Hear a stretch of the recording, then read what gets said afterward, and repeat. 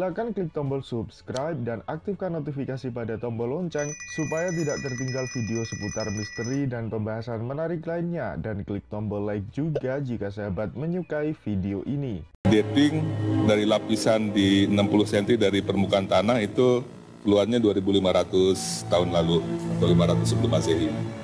Itu yang kita anggap merupakan umur situs yang kita lihat di atas ini, yang menhir-menhir ini.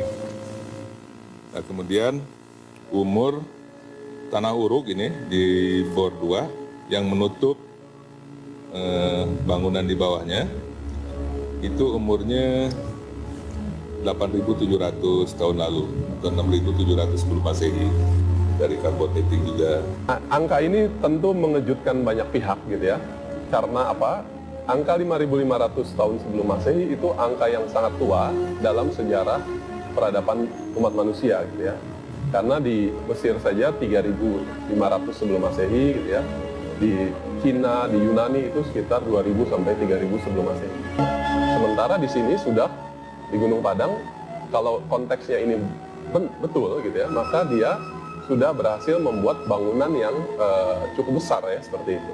Nah, karena data bor ini tidak bisa diabaikan gitu ya, lalu data geolistrik itu tidak bisa diabaikan, maka ketika dibentuk tim terpadu riset mandiri, yang harus dicari pertama kali adalah bukti arkeologinya.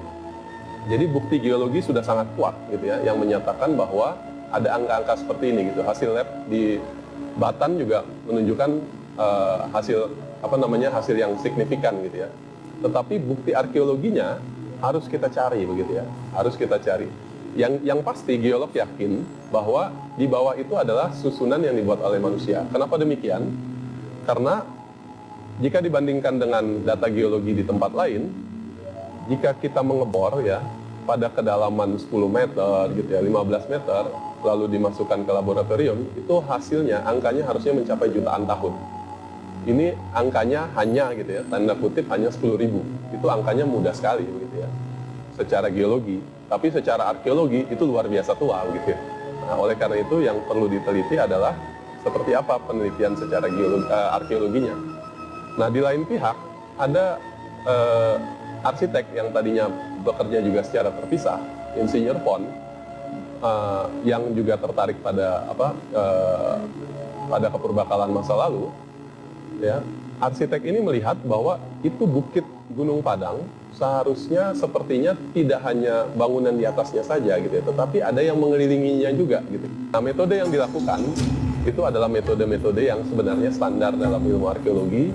Kita melakukan studi literatur, kita melakukan survei dan ekskavasi.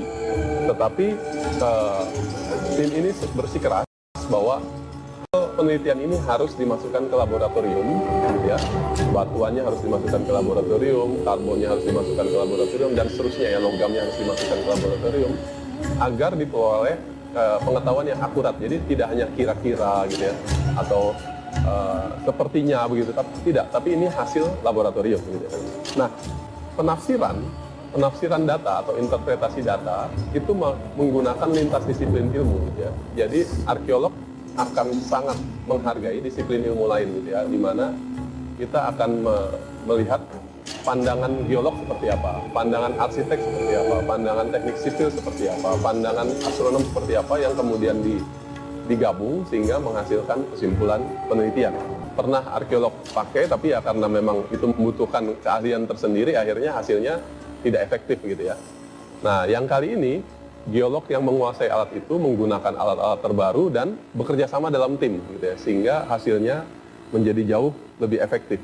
Hasil riset yang lain yang diperoleh oleh tim ini adalah ketika berkonsentrasi di luar situs, ternyata di ujung teras 5 ya, di luar teras 5 atau di sisi tenggara ditemukan banyak struktur yang membentuk pola seperti terasering gitu ya. Jadi semacam berundak-undak, tingginya 1 meter, lalu bidang 1 meter atau 1,5 meter, lalu bidang datarnya 1 meter atau 1,5 meter, itu terus sampai sekitar 13 undakan, bahkan lebih sebenarnya ya. Kita hitung ada yang terputus-terputus, tapi di bawahnya ada lagi bisa mencapai 20 gitu.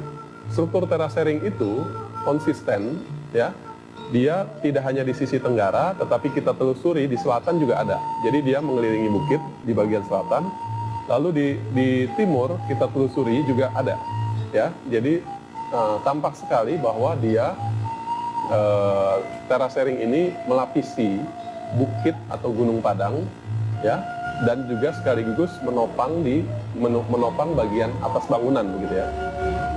Dapat dikatakan bahwa temuan ini menunjukkan satu bukit itu atau satu gunung itu sebenarnya adalah satu bangunan, ya, yang selama ini kita anggap situs itu hanya bagian atasnya saja, tapi sebenarnya ada badannya. Lalu kita juga menemukan bagian kaki di sisi utara, ya, dengan jarak 110 meter bila dibandingkan dengan yang ada di bagian atas. Struktur terasering yang ditemukan di situs Gunung Padang setelah dibandingkan dengan situs Machu Picchu di Peru, gitu ya. Kebetulan arsitek kita yang terlibat dalam tim ini sudah pernah ke sana, jadi dia bisa membandingkan dengan sangat baik bahwa di Machu Picchu juga seperti itu, gitu ya. Jadi ada bangunan di atasnya lalu ditopang, gitu ya, atau dilapisi dengan terasering sehingga tidak longsor, gitu ya. Beberapa carbon dating yang diperoleh di terasering itu kita sudah masukkan ke Batan dan hasilnya adalah usianya 500 sebelum Masehi. Jadi struktur itu dan bangunan di atasnya kemungkinan besar itu adalah usia bangunannya 500 sebelum Masehi. Nah, angka itu jika dibandingkan dengan Machu Picchu yang di Peru yang usianya 1400-an Masehi, itu terlihat sekali bahwa situs Gunung Padang usianya sekitar 2000 tahun lebih tua dari Machu Picchu, ya. Jadi sama-sama ditemukan teraseringnya, tetapi yang di Gunung Padang jauh lebih tua dari yang di Peru. Berdasarkan hasil survei dan beberapa titik ekskavasi, ya, bangunan yang berusia 500 sebelum Masehi dengan luas sekitar 10-15 hektar ini ternyata tidak hanya memiliki satu tangga naik, gitu ya.